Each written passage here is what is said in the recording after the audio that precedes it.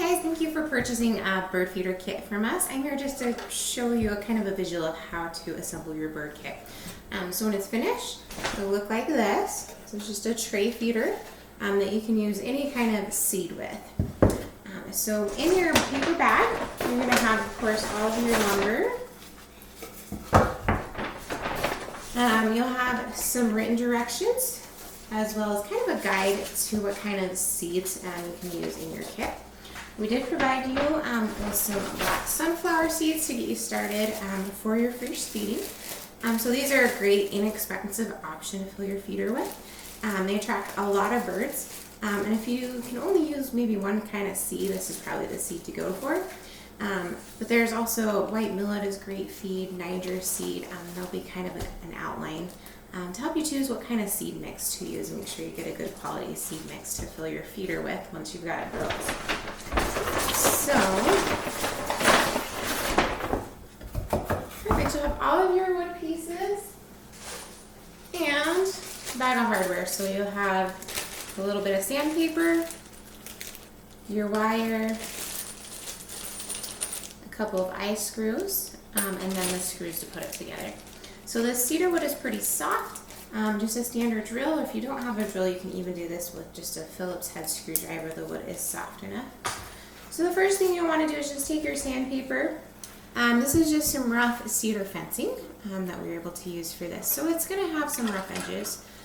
So you can take that and rub down some of those rougher edges. It is going to have kind of a rough, kind of rustic finish to it. So once you sand down all your edges, these pieces are all going to have some letters on them. And if we miss labeling one, it's pretty easy to figure out. So you're going to want to find your bottom piece. So your bottom piece is going to be kind of a short, wide piece. It should have a B on it. And then you'll find your two end pieces, which will be really easy to tell. They're cut for the slope of your roof. So the first thing you'll want to screw is just these end pieces are going to go on the outside, like that, of your feeder. So you're going to screw those two end pieces, just like that. So you just do a couple screws through these end pieces to get like that. The next pieces you'll want to do are these side pieces. So these are going to be narrower, and they're going to be cut to fit right over that side. So they're going to come over the side like that. And you'll go ahead and screw those in. You're going to make sure you get screws to hold it to your end piece as well as into your bottom piece.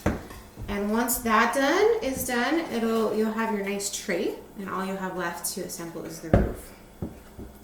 So once your end and your sides are onto these end pieces, for your roof, you're going to have three pieces. So if you can see on ours that is put together, you've got these two narrower pieces, and they are going to be cut with an angle, so that you get that angled roof.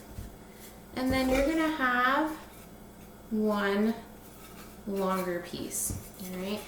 So these should all be labeled with a T for top, and they're just going to fit like this.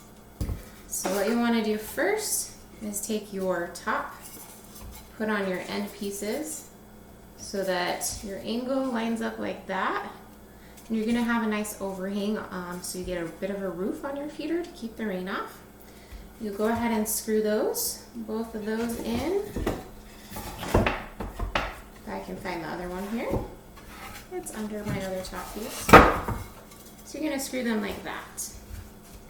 Alright, so you can see that they'll be screwed like that, and then the very last piece that you'll screw on will be this top piece, and it just sits right on top of those three pieces. So you can kind of see on the finished project what that looks like. It gives us this kind of flat, nice top that gives us a nice area to screw our wire into, and then that angle to kind of help keep our bird feeder dry. So the very last thing you want to do is just take those two eye screws. You're going to do one on each side of that top. And if you can, you want to try and angle that screw down so that it's going into your end piece here. That's going to make it the most stable.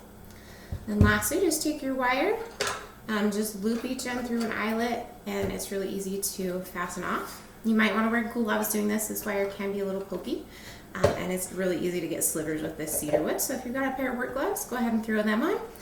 And then you're all set to go. You can go ahead and fill it with feed, hang it on a sturdy limb, or if you want to, you absolutely can paint or decorate and have a little fun with this and make it your own.